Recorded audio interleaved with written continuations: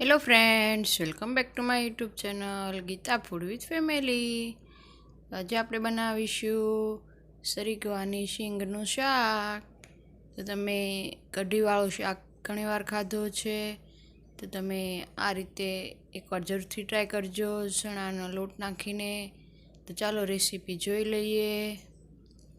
તો અહીંયા મેં 250 ગ્રામ સરગવાની શીંગ લીધી છે, જે 6 જેટલી શીંગ છે. તો એને હું આપણી આંગળીની મદદથી પકડીને ખાઈ શકાય એટલી સાઇઝમાં કટ કરી લઈશું.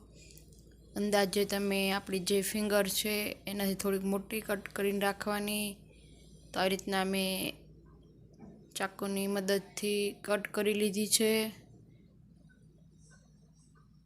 તો જે પાછળનો ભાગ હોય એને કાઢી લેવાનો અને આગળનો ભાગને પણ કાઢી લેવાનો. પછી વચ્ચેની સાઈડને આપણે ફિંગરની સાઈઝ જેટલી કટ કરી લેવાની છે. તો સરગવાની શીંગ એકદમ ફ્રેશ ને તાજી લેવાની. તો અહીંયા મેં શીંગ છે આવી રીતના બધી કટ કરી લીધી છે ફ્રેન્ડ્સ, તમે જોઈ શકો છો. તો હવે આપણે એને બાફી લેવાની છે. મેં એક તપેલી લીધી છે, એમાં આપણી બધી શીંગ છે એ એડ કરી દઈશું. તમે એને કુકરમાં બાફવી હોય તો કુકરમાં 2 સીટી કરી અને બાફી લેવાની. તો અહીંયા હું થોડુંક અમથું નમક એડ કરીશ અને 1 લોટો પાણી એડ કરીશ. તો મેં અહીંયા તપેલીની અંદર બાફી છે. તો 5-6 થી 7 મિનિટ માટે આપણે એને મીડિયમ ફ્લેમમાં બાફવા માટે મૂકીશું. તો અહીંયા બફાઈ રહેશે શીંગ, ત્યાં સુધીમાં આપણા મસાલા રેડી કરી લઈશું. તો અહીંયા મેં લીધું છે 8 થી 10 કળી લસણ, સ્વાદ અનુસાર નમક અને ચણાનો લોટ, આપણા રેગ્યુલર મસાલા જે મરચું પાવડર, જીરું, ગરમ મસાલો, હળદર પાવડર, હિંગ. તો ફ્રેન્ડ્સ એટલી જ વસ્તુ જોશે, એમાં બીજી કોઈ વસ્તુની જરૂર નથી. તો અહીંયા આપણી શીંગ બફાઈ ગઈ છે, તમે જોઈ શકો છો. તો હવે તમારે એની અંદરથી જે બી આવે છે એ કાઢવા હોય તો કાઢી શકો છો, પણ મેં એમને આખી શીંગ જ રાખી છે, અંદરથી બી નથી કાઢ્યા અને એને તોડી પણ નથી. તો તમે કુકરમાં જો આ શીંગ બાફતા હો તો 2 સીટી કરવાની, નહીંતર વધારે ચડી જશે અને એની અંદરનો જે માવો છે એ નીકળી જશે.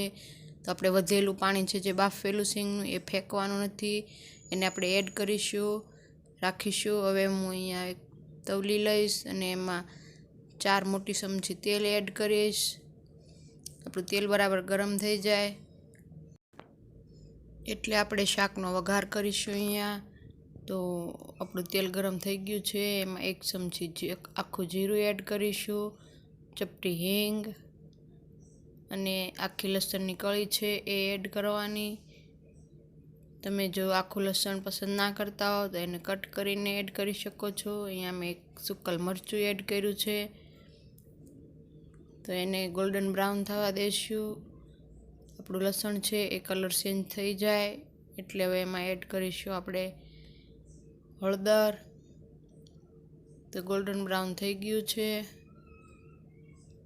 તો હું એમાં એડ કરીશ ચપટી હળદર. હળદર એડ કરવાથી કલર સારો આવશે શાકનો. તો આપણે હળદર પહેલાં જ એડ કરીશું અને એમાં એડ કરીશું 1 ચમચી મરચું અને તરત જ આપણે જે વધેલું પાણી છે એ એમાં એડ કરવાનું છે. જે આપણે બાફતી વખતે શીંગનું જે પાણી વધ્યું હતું એ મેં એમાં એડ કર્યું છે, કારણ કે શીંગની અંદર જે પ્રોટીન રહેલા છે બધા એ પાણીની અંદર ફેંકી દેવાથી આપણને ના મળે. તો એ પાણી જ આપણે એમાં એડ કરીશું અને ઉપરથી હું 1 ચમચી મરચું પાવડર, ધાણા પાવડર અને ગરમ મસાલો એડ કરીશ. તો ફ્રેન્ડ્સ સરગવાનું શાક તો આપણે ઘણી રીતે ખાતા હશું. અહીંયા હું અડધી ચમચી નમક એડ કરીશ. આપણે નમક પહેલાં પણ એડ કર્યું છે એટલે ટેસ્ટ અકોર્ડિંગ એડ કરીશું અને એને મીડિયમ ફ્લેમમાં પાણીને પાકવા દેવાનું છે 2 થી 3 મિનિટ. તો તમે આવી રીતના ચણાનો લોટ નાખી અને શાક બનાવજો. તો અહીંયા મેં 3 ચમચી જેટલો ચણાનો લોટ લીધો છે, એમાં હું 4-5 ચમચી જેટલું પાણી એડ કરીશ અને બરાબર મિક્સ કરી લેશું, જેમાં કોઈ ગોળી ના રહે. તો આ સબ્જી છે એકદમ ટેસ્ટી બનશે. અહીંયા આપણી પ્યુરી છે એ રેડી છે અને હું થોડી વાર માટે સાઈડ પર મૂકી દઈશ. તો અહીંયા આપણું જે પાણી છે એ પાકી ગયું છે એકદમ સરસ. તો એમાં હું એડ કરીશ આપણા જે સીંગ રાખેલી છે સરગવાની એ. તો આપણે બાફીને રાખેલી હતી એ સીંગ એમાં એડ કરી છે ને એને મિક્સ કરી લેશું. તો હવે આપણે આ સીંગને 5 થી 7 મિનિટ પાકવા દઈશું મીડિયમ ફ્લેમમાં. તો ફ્રેન્ડ્સ, તમે સરગવા કોઈ પણ રીતે આપણી રસોઈમાં એડ કરી શકો છો. સરગવાની શીંગ ખાવાથી ઘણા બધા પ્રોટીન મળે છે અને આપણી હેલ્થ માટે પણ સારો છે. તો તમે અઠવાડિયામાં 2 થી 3 વાર સરગવાની શીંગનો યુઝ કરી શકો છો. તો આપણો જે ચણાના લોટની પ્યુરી છે એ મેં એડ કરી છે અંદર. તો ફ્રેન્ડ્સ, તમારે અહીંયા એક ખાસ વાતનું ધ્યાન રાખવાનું છે. લાસ્ટ સ્ટેજમાં તમે છેલ્લા ટાઈમમાં જ આ પ્યુરી એડ કરવાની, નહીં તો આપણો જે રસો છે એ એકદમ ઘાટો થઈ જશે તરત. અને ચણાના લોટને છડતા વાર નથી લાગતી, એ 2 મિનિટમાં છડી જાય છે. તો મેં છેલ્લે જ એકદમ લાસ્ટ મોમેન્ટમાં જ ચણાનો લોટ એડ કર્યો છે. તો તમે જોઈ શકો છો. હું એને 2 મિનિટ પાકવા દઈશ અને મીડિયમ ફ્લેમમાં એકદમ, જેથી આપણું તેલ છે એ બધું ઉપર આવી જાય અને શાકનો ટેસ્ટ સીંગની અંદર આવી જાય સરસ. તો ફ્રેન્ડ્સ, અહીંયા આપણે ગેસની ફ્લેમ સ્લો રાખવાની અને 2 મિનિટ માટે પાકવા દેવાનું છે. તો આપણે એક ધ્યાન રાખીશું કે આપણે જે ચણાનો લોટ નાખી દીધા છે પછીથી આપણે એને વારે વારે હલાવવાનું નથી, 1-2 વાર હલાવી અને એને પાકવા દેવાનું.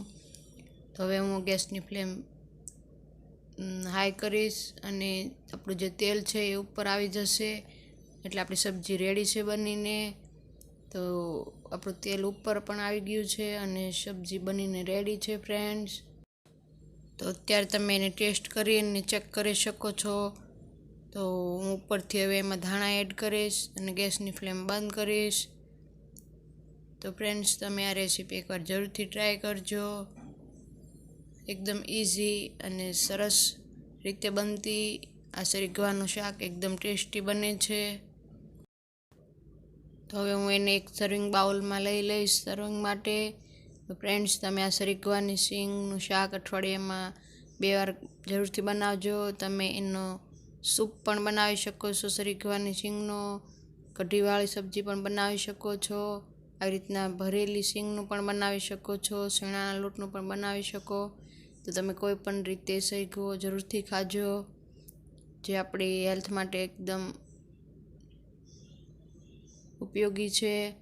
તો અહીંયા જોઈ શકો છો એકદમ ચણાના લોટવાળું આપણું જે સરગવાનું શાક છે એ બનીને રેડી છે.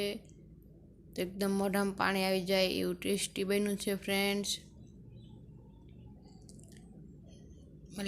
જે આપણે લસણ નાખેલું છે એનો ટેસ્ટ પણ એકદમ સરસ આવે છે. તો ફ્રેન્ડ્સ, આવા જ મારા બીજા વિડીયો જોવા માટે મારી ચેનલને લાઇક, શેર એન્ડ સબસ્ક્રાઈબ જરૂરથી કરજો. સબસ્ક્રાઈબ કરવું બિલકુલ ફ્રી છે, તો એ જરૂરથી કરજો. તો હું એને હવે બાજરાના રોટલા અને દૂધ સાથે પાપડ અને સીબડાનું દેશી અથાણું તો એની સાથે સર્વ કરીશ. તમે એને પરોઠા, રોટલી અથવા ભાખરી સાથે પણ સર્વ કરી શકો છો. તમે તમારા ટેસ્ટ મુજબ એને ખાઈ શકો છો. તો ફ્રેન્ડ્સ, તમારે જો બીજી કોઈ રેસીપી બનાવવી હોય તો મને કોમેન્ટ કરીને જરૂરથી જણાવજો. ને તમે સરગવાનું શાક કેવી રીતના બનાવો છો એ પણ જણાવજો કોમેન્ટમાં. તો ફરી મળીશું આવા જ બીજા વિડીયો સાથે. ત્યાં સુધી આવજો. Bye bye, take care and subscribe કરવાનું નહીં ભૂલતા ફ્રેન્ડ્સ. Bye bye.